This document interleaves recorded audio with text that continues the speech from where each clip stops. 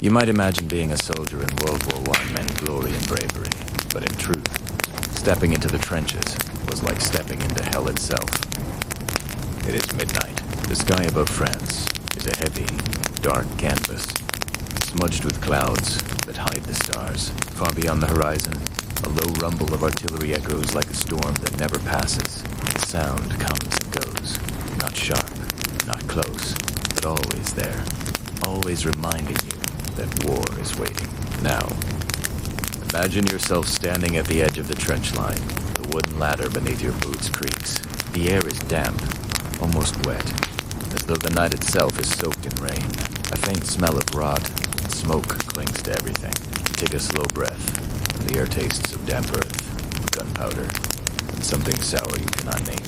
As you climb down, you notice the mud first. It clings to your boots before you even reach the bottom. Thick, sticky, alive with water that never seems to drain. Every step is a slow pull, as if the ground itself is trying to keep you there. You're already learning a hard truth. Once you are in the trench, you will never be dry again. The trench walls rise around you, narrow corridors of clay and wood. Boards nailed into place try to hold the mud back, but water seeps through. In the corners, puddles gather, black and bottomless. Everything smells of dampness, as if the world has been left out in the rain for too long. And here, in this long, narrow grave cut into the earth, men live, not for hours, not for days, but for months, sometimes years. This is a prison without walls, a coffin without a lid. You hear movement nearby, the shuffle of boots, a quiet cough, the scrape of metal against wood. Voices whisper, low, tired. A soldier passes you, his uniform damp and stained. The fabric clings to his shoulders, the knees of his trousers caked with layers of mud that will never wash out. He smells of sweat, tobacco, and oil from his rifle, and lingering beneath it all, the sickly odor of rot. You take another step, and the mud drags at your boots again, sucking at the soles. As you settle in, you notice the small details. A rat scurries across the duckboards, bold and quick. It vanishes into a corner where a sandbag is split open. They are everywhere. They crawl over sleeping men, chew at scraps of food, and gnaw at letters from home. You scratch your collar. It itches. Then you feel the movement tiny, crawling, relentless. Lice. Every soldier has them. They live in the seams of uniforms, in the very skin itself. You scratch again, harder. There is no relief. The silence feels heavy, but it's never complete. You hear water dripping, boots shifting in mud, the faint crackle of a cigarette, and always, distantly, the rumble of artillery. The waiting stretches out, pulling time longer and longer. Every moment is slow, every second stretched. You know that at any time, without warning, the silence can break. Men sleep in dugouts, helmets tilted over their eyes, rifles close at hand. A candle flickers on a man holding a letter, the paper spotted with dirt. He reads it slowly, his lips moving silently. The words a fragile link to a world far away. Glory, honor, bravery. Those words feel like stories from another life. Here, there is only survival. Even that feels uncertain. Morning in the trenches wasn't about sunlight and birdsong. It was mud, misery, and fear. Imagine, just for a moment, you're not waking up in a warm bed, wrapped in blankets. No, you're half buried in mud, your body stiff, your uniform soaked through from the night's rain. The dampness clings to your bones like it wants to swallow you whole. The first thing you notice isn't light, but smell hits you before your eyes even open. A sour stench of sweat and rot. The thick, metallic damps of old blood that never quite washes away. The faint whiff of gunpowder carried on the cold morning air. And beneath it all, worse than anything, is the smell of death. A smell so heavy, it becomes part of the very air you breathe. You shift, slowly, painfully. Your row uniform is caked in filth, stiff in some places, slimy and cold in others. You didn't really sleep, you just dozed. woken by distant artillery booms, the scuttling of rats, or the coughing of a nearby soldier. Your body aches everywhere. The mud beneath you isn't soft. It's filled with stones, splintered wood, and twisted roots. Feel the constant bite of lice under your collar. Always there, always scratching. Blinking your eyes open, you see a faint, gray gloom. The trench is always gray in the morning. The walls rise around you. High banks of earth and rotting wood, slick with slime, threatening to collapse. You pull yourself upright. Your boots are heavy, caked thick with mud. Pulling one free comes with a wet, sucking sound that echoes in the quiet. Your socks are damp, and the fear of trench foot is a constant companion. All around you, the trench begins to stir. Your comrades, your brothers in suffering, rise from their miserable beds. Their faces are gaunt, their eyes hollowed out by hunger and exhaustion. A rough, wet cough echoes down the line. Another soldier spits into the mud, and then the rats appear. They are bold here, fat, well-fed. They scurry along the wooden planks, their claws clicking, their eyes glinting in the dim light. They crawl over boots, slip through sandbags, and gnaw on anything left unattended. Breakfast is a small portion of bread, hard as stone, maybe a thin smear of margarine, or a strip of bacon so salted it cracks like leather. Tea, if you're lucky, tastes of tin, is boiled in foul water. There's no joy here, only the mechanical motion of eating to survive. Then, the waiting begins. Morning stretches on, unbearably slow. Time here isn't a river. It's a thick, dragging swamp. You sit on the firing step, peering over the edge. Careful to keep your head low. Across no man's land, the enemy waits too. The trench itself presses down on you. Water trickles constantly, pooling in the lowest corners. If you're lucky, there are wooden duckboards to step on, but they're slippery and often broken. Step wrong, and you sink knee-deep into the muck. The mud here holds the memory of all who have fallen into it. Sickness is rampant.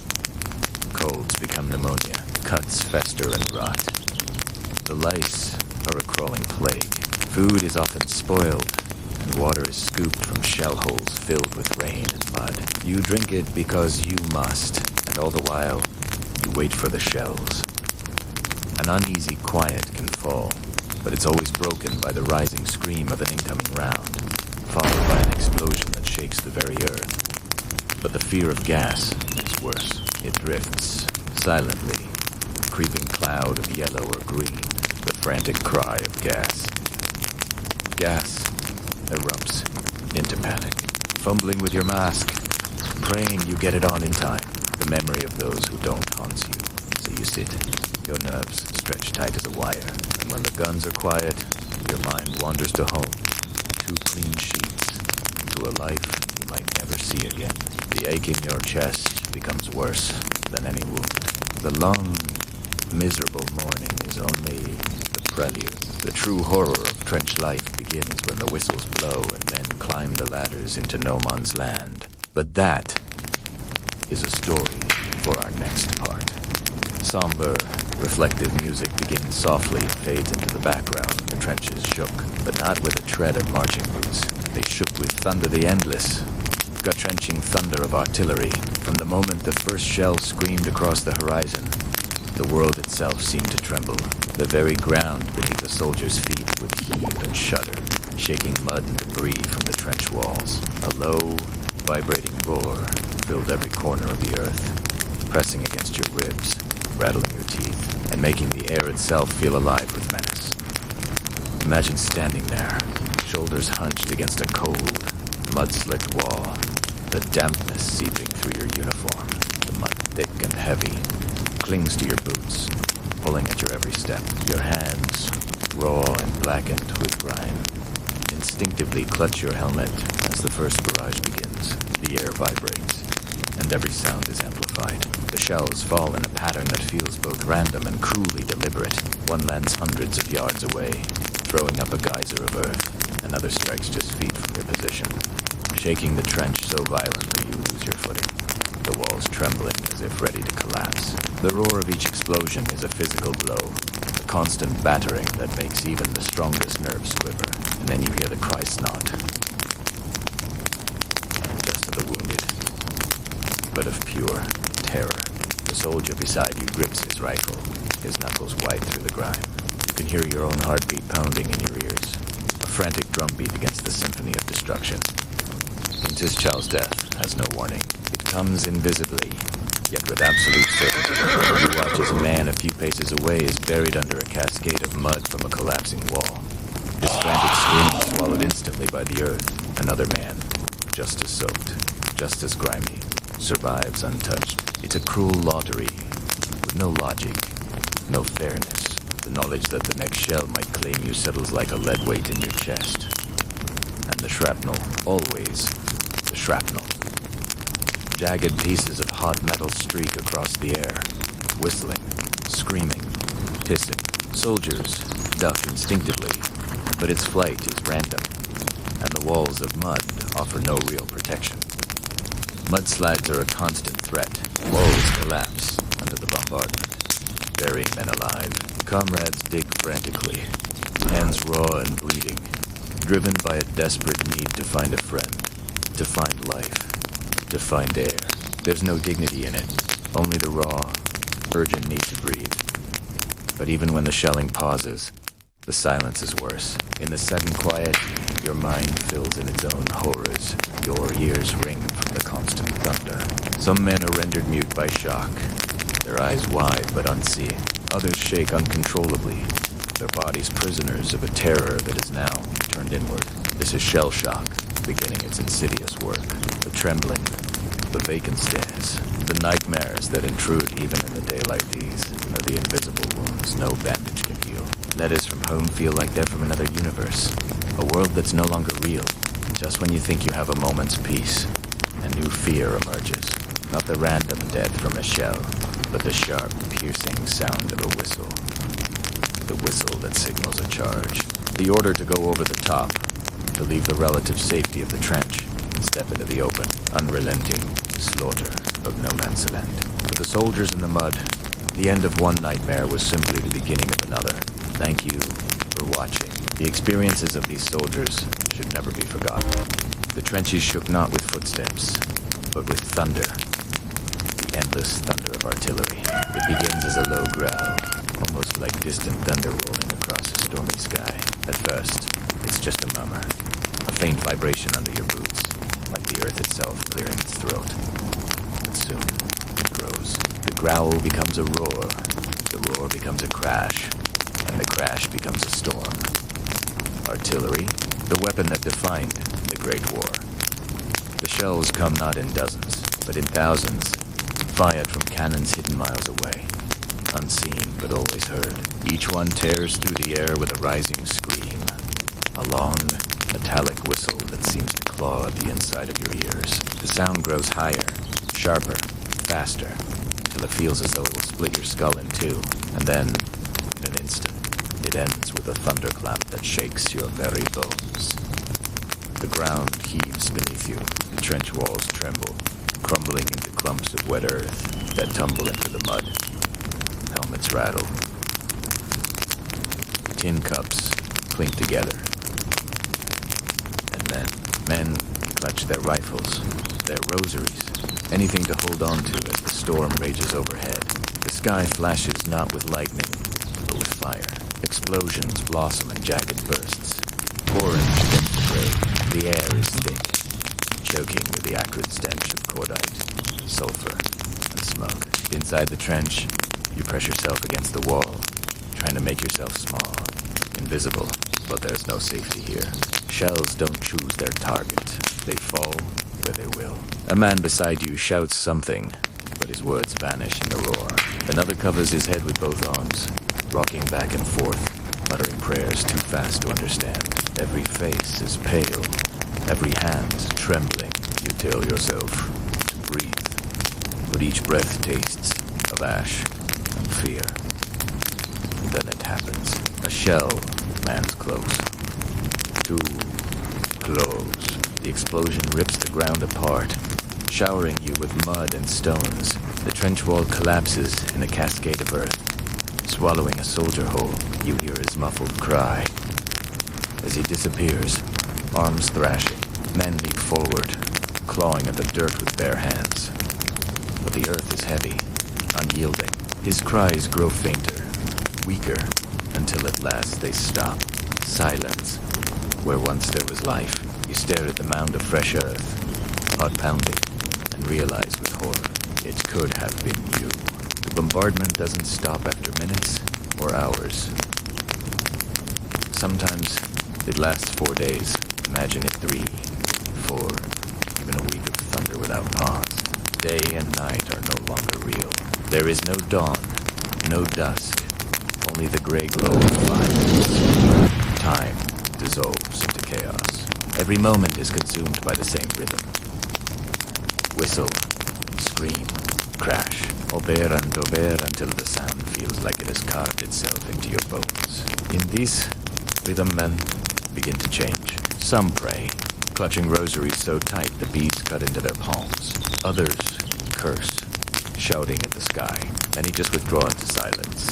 They sit in the corner of the trench, eyes wide, shoulders shaking.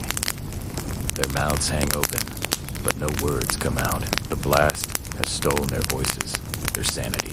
The officers call it shell shock. To those still in the trench, their blank stares are wounds.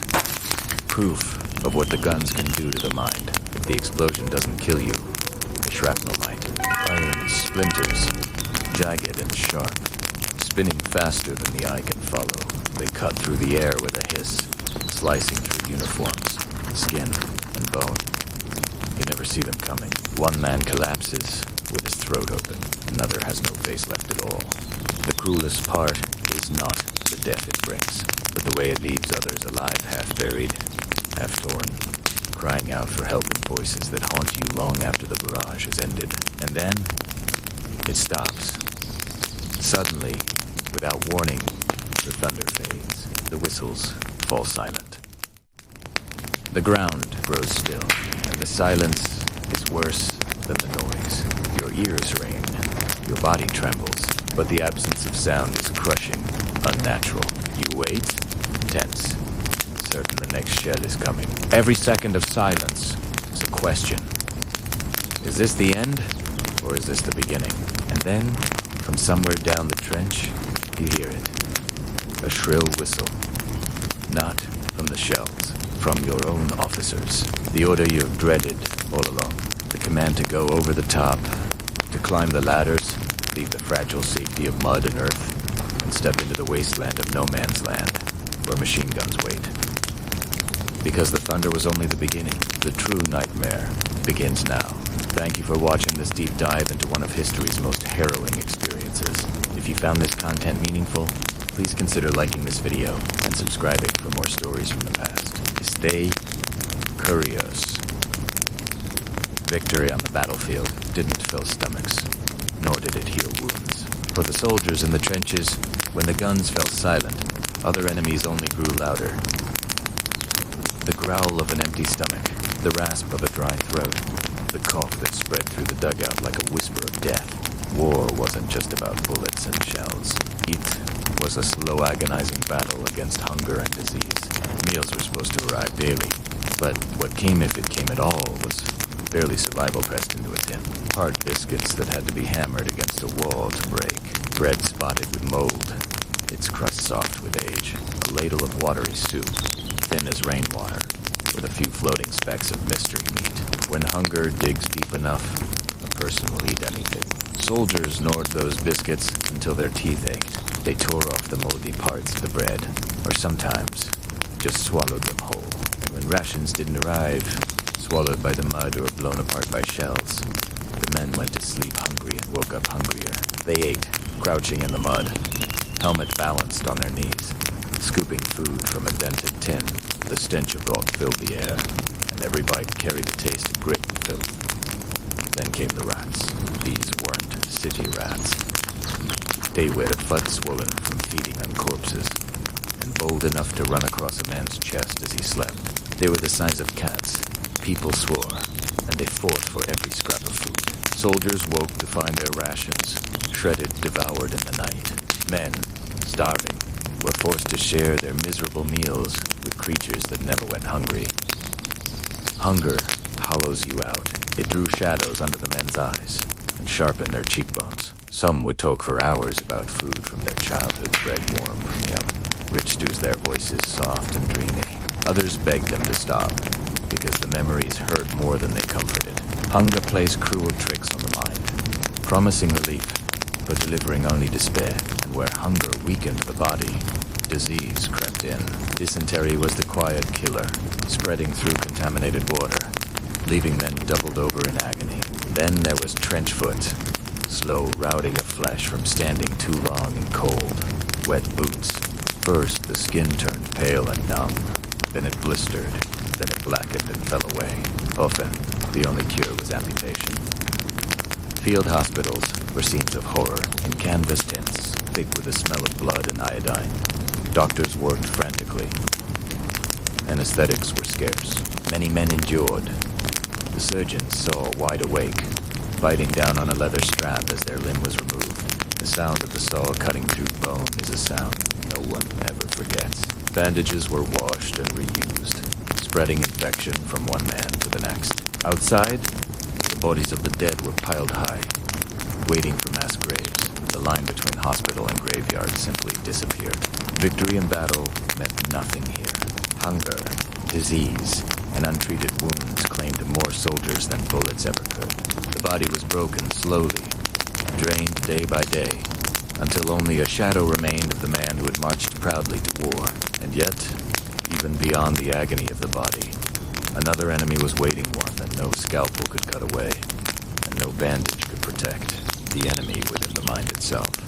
But the worst wounds were the ones no doctor could see. The trenches had torn open bodies, but it was the mind that never truly healed. Even when the shells were silent, even when the guns slept, the thoughts remained. Heavy, suffocating, inescapable. At night, as the dim glow of a candle flickered against the damp walls of the dugout, soldiers would hunch over scraps of paper, writing letters home. Their hands trembled not just from cold, but from the weight of all they could not say. The ink smeared as their eyes filled with tears they tried to blink away. How do you describe hell to those waiting in quiet villages? How do you write of corpses when your mother is expecting a story of courage? So they wrote of small things instead of the weather, missing the taste of fresh bread, of thinking often of home. But between the lines lay silence. Between each word, grief waited, unspoken. Loneliness was everywhere, even in crowded trenches. Surrounded by hundreds of men, a soldier could still feel utterly alone. He might watch his comrade beside him, breathing, shivering, whispering a prayer, and know that by morning, that same comrade might be gone. The sense of fragility haunted every waking moment, and when death came sudden, brutal and loud, the survivors were left to wrestle with something colder than grief. Guilt. Why had they been spared? Why had the shell landed a few feet away instead of directly upon them? Why had their friend fallen face first in the mud, while they themselves still drew breath? The guilt followed them more faithfully than any enemy, whispering in the quiet hours, gnawing at the edges of sleep. The smell was another tormentless smell of war that never faded. It clung to uniforms, to skin, to hair. The reek of rotting corpses lay heavy on the air, mixed with sweat, gunpowder, and damp earth. Even when a soldier closed his eyes, even when he dreamed of home, the stench followed him, invading memory, invading rest. It became part of him, as if the war itself had seeped into his very blood. Time, too, was lost. In the trenches, days blurred into nights, and nights bled into days. There was no sunrise to greet with joy, no sunset to signal peace. Only mud, only gray skies, only the endless rhythm of waiting for rations, waiting for orders, waiting for death. Hours felt like years, and yet months vanished as if stolen away. Time had no meaning when every day looked the same. Even silence was no escape. When the guns stopped, the quiet was worse. Every soldier knew the silence was only temporarily the calm before another storm. In those moments, men gripped their rifles tighter, ears straining, hearts pounding, waiting for the whistle, for the thunder, for the scream of shells overhead. Fear had no end. It lived in the silence as much as in the noise. Some prayed for survival, some prayed for peace, and some, in the darkest corners of their hearts, prayed for release for an end, no matter how it came. For death promised a stillness the trenches never gave. Men broke not with a scream, but with a whisper. Hands that once held rifles now trembled uncontrollably. Eyes once sharp with purpose became distant, glassy, seeing only horrors replayed endlessly in the mind. Shell shock, they called it. But it was more than shock. It was the war carved into the soul. And through it all, the soldiers continued, step after step, breath after breath, even when their hearts had already collapsed under the weight of fear and grief. Because in the trenches, there was no choice but to endure, to keep moving, to keep breathing, even when every part of the body and mind longed for rest. Survival in the trenches was not measured in victories or medals. It was measured in the quiet act of simply enduring one more hour. Yet, for many soldiers, even survival was its own torment. The weight of memory was unbearable. Each man carried with him the faces of those he had lost, not in stories, not in words, but in flashes. A friend, smiling one moment, a lifeless body in the mud the next. These memories returned not only at night, but during the day, unbidden, in every blink. The trenches were not just filled with mud and rats. They were filled with ghosts. Some men whispered to those ghosts, unable to let go. Others avoided eye contact, staring into the dirt as if the earth could swallow their grief. The psychological wounds cut deeper than any trench could dig. Men broke down without warning. A soldier who laughed in the morning might be weeping uncontrollably by night. Another might suddenly be unable to move, frozen in terror though no enemy approached. Shellshock did not ask permission. It claimed men indiscriminately, leaving behind bodies that looked alive but souls that had already departed. And still, the war demanded more. Orders were shouted. Whistles blew and broken men were pushed forward as if nothing were wrong, because the war did not wait for minds to heal. It demanded everything flesh, bone, spirit, memory. The soldiers bore this weight quietly. They shared cigarettes, sang in broken voices, tried to find fragments of humanity in the mud, but beneath every smile was pain. Beneath every joke was sorrow, and beneath every silence was fear. The trenches had become a place where the greatest enemy a soldier faced was not the bullets, shells, gas, or cold, but the endless weight upon his own mind. And now, imagine yourself in these trenches. Could you survive even a single day? Let me know your thoughts in the comments below. Thank you for watching. And if this story moved you, please consider subscribing for more. The guns are silent now. The echoes that once shook the world have faded into memory. No more thunder in the distance. No more cries across the mud. Only the quiet hum of wind drifting across fields that were once soaked in blood. The trenches, they gone.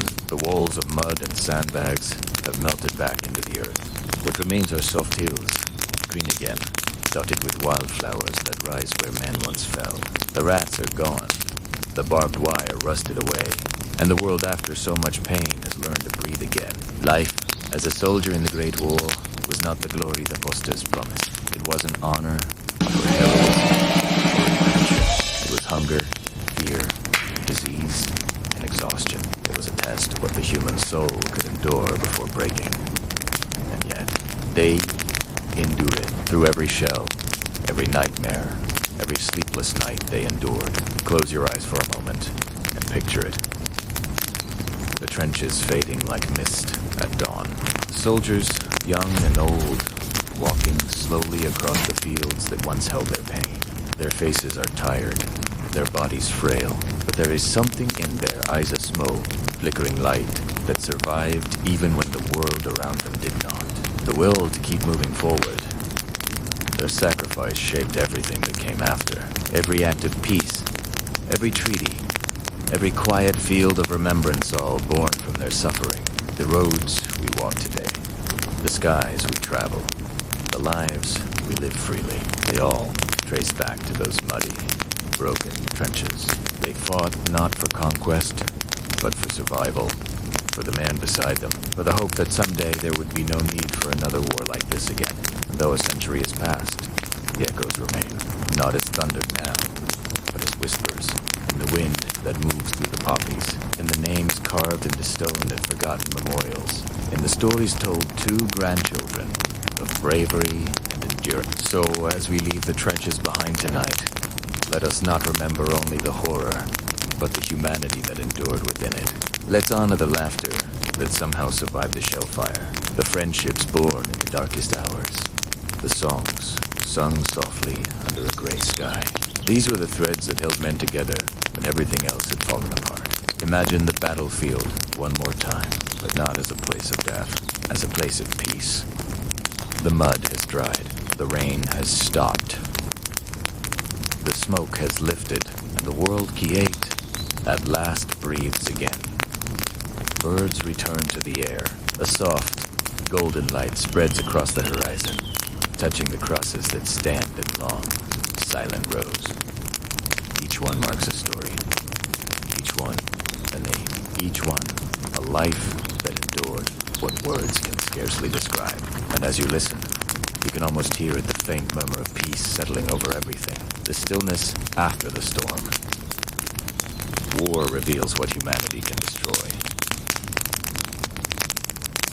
But endurance shows what humanity can survive. Every soldier who lived and everyone who did not carries that truth. That even in the mud, even in despair, there was still courage, still kindness, still hope. Still hope. Take a moment now. Just breathe. Let the sound of the wind replace the sound of guns. Let this quiet moment honor those who never found such quiet themselves. Because tonight, you carry their story with you. And by remembering, you keep them alive. If this journey moved you, if it helped you see the cost behind the myths, please take a moment to like this video, share your thoughts in the comments, and subscribe for more stories that remind us not only of where we've been, but of what we've overcome. Thank you for listening. The war is over. The guns have stopped. The earth is healing. And somewhere, beyond the horizon, dawn begins again.